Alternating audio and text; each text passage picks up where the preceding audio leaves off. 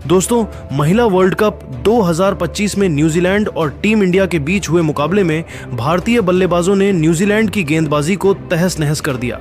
स्मृति मंधाना की शानदार शतकीय पारी, हरमनप्रीत कौर और ऋचा घोष की धुआंधार बल्लेबाजी ने न्यूजीलैंड के गेंदबाजों को बेबस कर दिया। इस वीडियो में हम आपको भारत और न्यूजीलैंड महिला टीमों के बीच हुए इस महामुकाबले की पूरी हाइलाइट्स बताएंगे। अगर आपको भी यह मुकाबला पसंद आया हो तो हमारे इस वीडियो को दिल से एक लाइक जरूर कर दीजिए। अब आपका ज्यादा समय न लेते हुए सीधे हाइलाइट्स को दिखाते हैं। तो दोस्तों, नवी मुंबई के का doctor DY Patel sports academy stadium इस दिन पूरी तरह खचाखच भरा था और चारों ओर शोरगुल का माहौल था, जिसमें फैंस की दीवानगी साफ झलक रही थी। भारतीय और न्यूजीलैंड के फैंस अपनी अपनी टीमों के झंडे लहराते हुए ढोल नगाड़ों के साथ अपने सितारों का हौसला बढ़ा रहे थे, जिससे माहौल पूरी तरह से क्रिकेटमय हो गया था। भारतीय महिला टीम पिछले मैचों में शानदार प्रदर्शन के साथ आत्मविश्वास से भरी हुई थी और जीत की लय को बरकरार रखने के लिए तैयार थी। पिच बल्लेबाजी के लिए अनुकूल थी, जिससे बल्लेबाजों को बड़े शॉट्स खेलने का मौका मिल सकता था। शुरुआती ओवरों में तेज गेंदबाजों को हल्की स्विंग मिलने की संभावना थी और जैसे जैसे खेल आगे बढ़ता, स्पिनरों को भी मदद मिलने की उम्मीद थी, जिससे मैच में संतुलन बना रहता। माहौल इतना गर्म था कि मैदान पर उतरते ही दोनों टीमों के खिलाड़ियों में एक अलग ही जोश दिखाई दे रहा था, जो उनके चेहरों पर साफ झलक रहा था। इंदौर का यह मैदान एक ऐतिहासिक जंग का गवाह बनने के लिए पूरी तरह तैयार था, जहां दोनों टीमें अपनी पूरी ताकत झोंकने वाली थीं।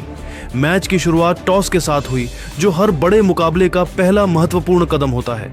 भारत की कप्तान हरमनप्रीत कौर ने सिक्का उछाला और किस्मत ने उनका साथ दिया, जिससे भारतीय खेमे में खुशी की लहर दौड़ गई।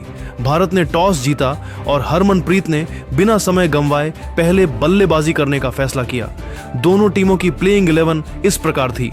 न्यूजीलैंड महिला टीम की प्लेइंग 11 में Suzie Bates, Georgia Plimmer, Amelia Kerr, Sophie Devine, कप्तान Brooke Halliday, Maddy Green, Isabella Gaze, wicketkeeper Jess Kerr, Rosemary Mair, Lea Tahuhu और ईडन कार्सन शामिल थीं।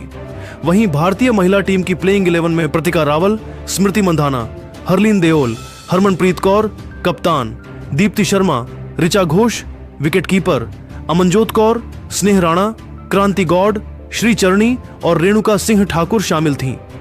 मुकाबला शुरू हुआ तो भारत की पारी की शुरुआत प्रतिका रावल और स्मृति मंधाना ने की। ये दोनों सलामी बल्लेबाज अपनी टीम को मजबूत शुरुआत देने के लिए मैदान पर उतरी थीं। दोनों ने पावर प्ले में सतर्कता बरती, यह जानते हुए कि शुरुआती विकेट खोना टीम के लिए नुकसानदायक हो सकता है। पहले 6 ओवरों में भारत ने बिना किसी नुकसान के 38 रन जोड़े, जिससे उनकी शुरुआत मजबूत रही। न्यूजीलैंड की तेज गेंदबाज लिया ताहूहू और जेस केयर ने सटीक लाइन और लेंथ के साथ गेंदबाजी की, जिसने भारतीय बल्लेबाजों को खुलकर खेलने का मौका नहीं दिया। स्मृति मंधाना ने जेस केयर की गेंद पर एक शानदार कवर ड्राइव लगाया, जो बाउंड्री के लिए गया। यह शॉट उनकी क्लास को दर्शाता था और स्टेडियम तालियों से गूंज उठा। प्रतिका रावल ने भी लिया ताहूहू की गेंद पर एक खूबसूरत फ्लिक शॉट खेला, जो 4 रनों के लिए गया। यह दर्शाता है कि वह भी लय में थी। लेकिन 7वें ओवर में न्यूजीलैंड की स्पिनर ईडन कार्सन ने आते ही कमाल कर दिया। उन्होंने स्मृति मंधाना को एक फ्लाइटेड लेग ब्रेक डाली, लेकिन स्मृति ने इसे समझ लिया और एक शानदार स्वीप शॉट के साथ बाउंड्री बटोरी। फिर भी ईडन ने अपने अगले ओवर में प्रतिका रावल को फंसाया। उन्होंने एक तेज फुलटॉस गेंद डाली, जिस पर प्रतिका बड़ा शॉट खेलने की कोशिश में थी, लेकिन गेंद सीधे सोफी डिवाइन के हाथों में गई, जिन्होंने मिड ऑन पर आसान कैच लपका। प्रतिका रावल 32 गेंदों में 45 रन बनाकर पवेलियन लौटी, जिसमें 6 चौके शामिल थे। भारत का स्कोर एक विकेट के नुकसान पर 55 रन था और अब टीम को एक मजबूत साझेदारी की जरूरत थी। प्रतिका के आउट होने के बाद मैदान पर आई हरलीन देओल, जो दबाव में पारी को संभालने के लिए जानी जाती है। स्मृति मंधाना और हरलीन ने मिलकर समझदारी से बल्लेबाजी की। स्मृति ने रोजमेरी मेयर की गेंद पर एक शानदार लॉफ्टेड कवर ड्राइव लगाया, जो 4 रनों के लिए गया, जिससे रन गति में तेजी आई। हरलीन ने भी अमेलिया केयर की गेंद पर एक खूबसूरत स्वीप शॉट खेला, जो बाउंड्री के पार गया। दोनों ने 15वें ओवर तक भारत का स्कोर एक विकेट के नुकसान पर 85 रन तक पहुंचाया, लेकिन 16वें ओवर में सोफी डिवाइन ने खुद गेंद थामी और हरलीन देओल को एक तेज इनस्विंगर डाली, जो उनके बल्ले का किनारा लेकर विकेटकीपर इसाबेला गेज के दस्तानों में समा गई। हरलीन 25 गेंदों में 25 रन बनाकर आउट हुई, जिसमें 3 चौके शामिल थे। अब भारत का स्कोर 2 विकेट के नुकसान पर 92 रन था और अब एक नई साझेदारी की जरूरत थी। हरलीन के पवेलियन लौटने के बाद क्रीज पर आई कप्तान हरमनप्रीत कौर, जो अपनी आक्रामक बल्लेबाजी के लिए मशहूर हैं। स्मृति और हरमनप्रीत ने मिलकर पारी को गति दी। स्मृति ने अमेलिया केयर की गेंद पर एक करारा कट शॉट खेला जो 4 रनों के लिए गया। यह उनके इरादे साफ दर्शाता था। हरमनप्रीत ने भी लिया ताहूहू की गेंद पर एक शानदार सिक्सर जड़ा जो लॉन्ग ऑन के ऊपर से स्टैंड्स में गया। दोनों ने न्यूजीलैंड के स्पिनरों को निशाना बनाया और रन गति को तेज किया। स्मृति ने 60 गेंदों में अपना अर्धशतक पूरा किया, जिसमें 7 चौके शामिल थे। उनकी इस पारी ने भारतीय पारी को मजबूती दी। दोनों के बीच 80 रनों की साझेदारी हुई, जिसने भारत को मजबूत स्थिति में ला दिया। 25वें ओवर तक भारत का स्कोर 2 विकेट के नुकसान पर 165 रन था, जिससे एक बड़ा स्कोर बनाने की उम्मीद जगी। 26वें ओवर में न्यूजीलैंड ने जेस केयर को वापस बुलाया और उन्होंने अपनी पहली ही गेंद पर हरमनप्रीत को एक यॉर्कर डाली जो उनके बल्ले को चकमा देती हुई स्टंप्स से टकरा गई। हरमनप्रीत 44 गेंदों में 85 रन बनाकर बोल्ड हुई, जिसमें 8 चौके और 3 सिक्सर शामिल थे। अब भारत का स्कोर 3 विकेट के नुकसान पर 172 रन था। हरमनप्रीत के आउट होने के बाद मैदान पर आई जेमिमा रोड्रिग्स। स्मृति और जेमिमा ने तेजी से रन बनाए। स्मृति ने अपनी आक्रामकता जारी रखी और रोजमेरी मेयर की गेंद पर 2 लगातार चौके लगाए, जिसमें 1 स्कूप और 1 ड्राइव शामिल था। जेमिमा ने भी ईडन कार्सन की गेंद पर एक लॉफ्टेड कवर ड्राइव मारा जो 4 रनों के लिए गया। दोनों ने 35वें ओवर तक भारत को 3 विकेट के नुकसान पर 245 रन तक पहुंचाया, लेकिन 36वें ओवर में अमेलिया केयर ने जेमिमा को एक फ्लाइटेड गेंद पर फंसाया। जेमिमा ने बड़ा शॉट खेलने की कोशिश की, लेकिन गेंद उनके बल्ले को चकमा दे गई और इसाबेला गेज ने तेजी से स्टंपिंग कर दी। जेमिमा 20 गेंदों में 20 रन बनाकर आउट हुई। भारत का स्कोर 4 विकेट के नुकसान पर 250 रन था। जेमिमा के आउट होने के बाद मैदान पर आई ऋचा घोष। स्मृति और ऋचा ने मिलकर स्कोरबोर्ड को तेजी से आगे बढ़ाया। स्मृति ने 100 गेंदों में अपना शतक पूरा किया, जिसमें 12 चौके और 2 सिक्सर शामिल थे। उनकी इस पारी ने दर्शकों को झूमने पर मजबूर कर दिया।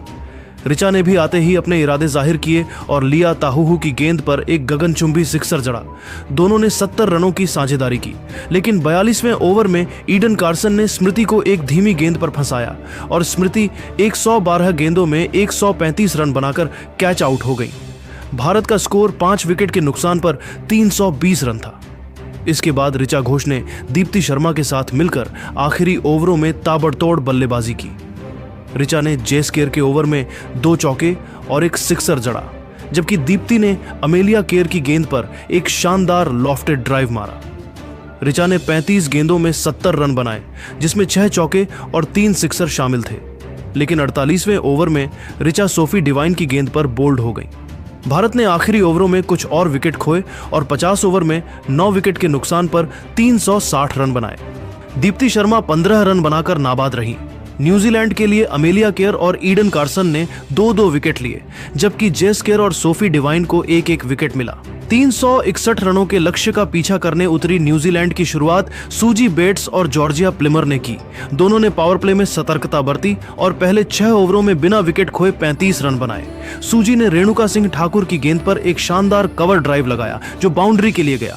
जॉर्जिया ने भी श्री चरणी की गेंद पर एक फ्लिक शॉट के साथ 4 रन बटोरे, लेकिन 8वें ओवर में रेणुका सिंह ने जॉर्जिया को एक आउट स्विंगर पर फंसाया जो उनके बल्ले का किनारा लेकर ऋचा घोष के दस्तानों में गई।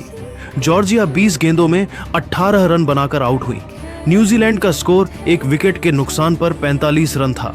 इसके बाद मैदान पर आई अमेलिया केयर। सूजी और अमेलिया ने 65 रनों की साझेदारी की। सूजी ने स्नेह राणा की गेंद पर 2 लगातार चौके लगाए, जबकि अमेलिया ने दीप्ति शर्मा की गेंद पर एक लॉफ्टेड ड्राइव मारा। 18वें ओवर तक न्यूजीलैंड का स्कोर 1 विकेट के नुकसान पर 110 रन था। 19वें ओवर में दीप्ति शर्मा ने सूजी बेट्स को एक धीमी गेंद पर फंसाया और वह 55 गेंदों में 60 रन बनाकर कैच आउट हो गई। न्यूजीलैंड का स्कोर 2 विकेट के नुकसान पर 115 रन था। इसके बाद सोफी डिवाइन ने अमेलिया के साथ मिलकर पारी को संभाला। सोफी ने क्रांति गौड़ की गेंद पर एक विशाल सिक्सर जड़ा जो दर्शकों को रोमांचित कर गया। अमेलिया ने भी अपनी बल्लेबाजी की क्लास दिखाई और रेणुका की गेंद पर एक शानदार ड्राइव मारा।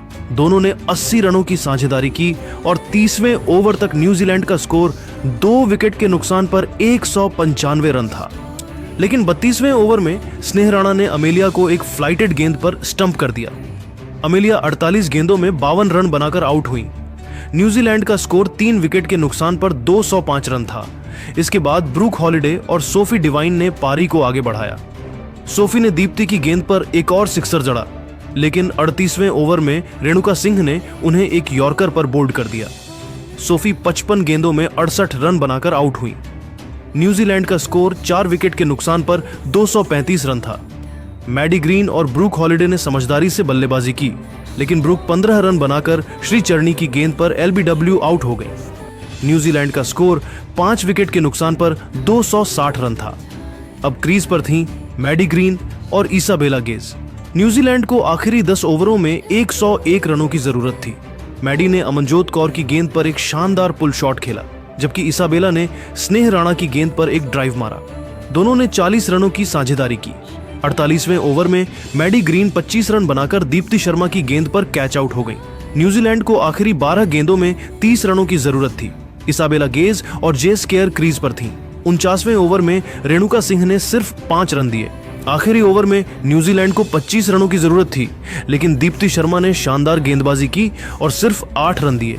भारत ने यह मुकाबला 17 रनों से जीत लिया। इंदौर का स्टेडियम भारतीय नारों से गूंज उठा। भारतीय महिला टीम ने यह रोमांचक मुकाबला जीतकर विश्व कप 2025 में अपनी स्थिति मजबूत की। स्मृति मंधाना की 135 रनों की शतकीय पारी, हरमनप्रीत कौर की 85 रनों की आक्रामक पारी, ऋचा घोष की 70 रनों की तूफानी पारी और प्रतिका रावल की 45 रनों की शुरुआत ने भारत को 9 विकेट के नुकसान पर 360 रन तक पहुंचाया। दीप्ति शर्मा को उनके हरफन मौला प्रदर्शन के लिए प्लेयर ऑफ द मैच मिला। दोस्तों, इस जीत का असली हीरो कौन है? स्मृति का शतक, ऋचा की तूफानी पारी या दीप्ति का ऑलराउंड प्रदर्शन? अपनी राय कमेंट में बताइए और चैनल को सब्सक्राइब करिए। धन्यवाद।